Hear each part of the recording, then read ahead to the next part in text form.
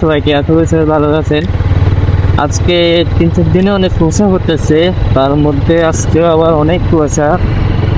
এখন একদম পুরা দেখা যাচ্ছে না, তো ক্যামেরায় দূর থেকে কুয়াশাটা ক্যাপচার করতেছে না।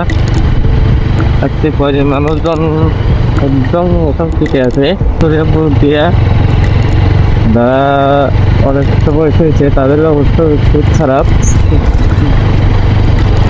আজকে 1-2 মাসের মতো এমনিতে শীত করতেছে, অনেকে ভাবছে যে এবছর শীত নাই, শীত করতেছে না, শীত করতেছে না, শীতকাল বলে লাগতেছে না, কিন্তু দেখা যাচ্ছে যে আজকে 2-3 দিন লাগতেছে।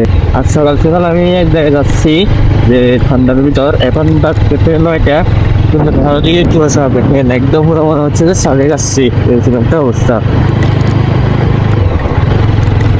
ভালো লাগতেছে।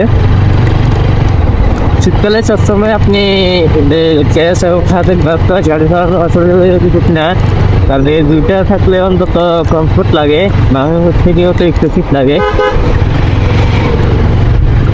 রোডটা অনেক চিকন, আর হঠাৎ করে রোডে বেশিরভাগ টমটমে চলে, আর হঠাৎ করে টমটমগুলো আছে তো একটু বিতিকের মধ্যে করতে হয়। আর এখানে দেখতেছি যে মাছি আছে, তার মধ্যে কুয়াশা করে একদম শীত হয়ে গেছে, এগুলো সতর্ক হয়ে চালাতে হবে। আমি তাহলে গাড়ির মধ্যে বেশি দিতে পারবো না, কারণ থেকে আমি রোকার এবং বেল দুটোই চেঞ্জ করার কারণে আমাকে 1 সপ্তাহ অবজারভেশন রাখতে বলছে, মানে বলছে যে 1 সপ্তাহ পর্যন্ত 35-40 মিনিট যাতে গাড়ি না ওঠে, না হওয়ার পরে যে রোকার এবং বেল অ্যাডজাস্ট হবে না, পরে আবার আমাকে সেমটাকে সলভ করতে হবে। আমি সর্বোচ্চ 40-50 ভিতরে রাখতেছি। গাড়ির রাস্তা একদম স্মুথ হয়ে আছে, মনে হচ্ছে যে পাহাড়ের রাস্তায় বা কোনো হাইওয়ে রাস্তায় টানলে সে চাপা হবে। কিন্তু আমি আজকে প্রায় 3 দিন হয়ে গেছে আস্তে আস্তে চালাচ্ছি। আস্তে চালাতে মন চাইছে না, তারপরেও আস্তে চালাচ্ছি, কিছু করার নেই।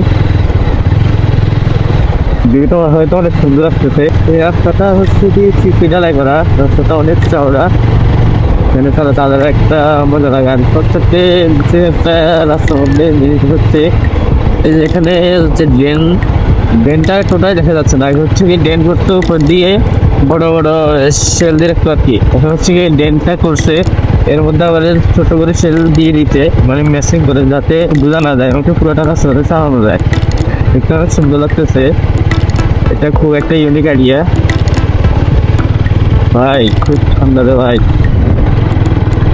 কাল প্রচুর যাইতে পারি লসকাতে, সকালে উঠতে মন চায় না, এখন 9টা বাজে তাও কত কষ্ট করে উঠছে, আর সকালে ওই যে 4টার দিকে উঠতে হয়, আমার তো পুরো অবস্থা খারাপ। তারপরে ভাই ওদেরও উঠতে যাবে দেয় গেলে তো রস আমি খাবো না, এর মধ্যে অনেক বিষাক্ত জিনিস থাকতে পারে, কাঁচা রসের ভিতর রাত এখানে সাপ বা বিভিন্ন পোকামাকড় বসে, এই জন্য কাঁচা রস খাওয়া শুধু ঠিক না।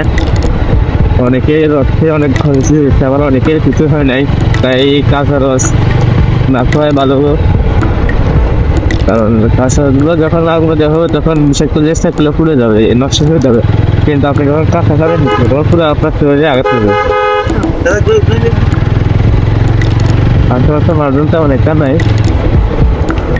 বাতি যায় এই সবচাইতে ভাই রাস্তা যখন এদের থেকে আমি কুকুর দেখে সবচেয়ে বেশি ভয় পাই। দেখা হচ্ছে নতুন কোনো ভিডিওতে নতুন কোনো সঙ্গে নিয়ে সেটুকু ভালো থাকুন, সুস্থ থাকুন।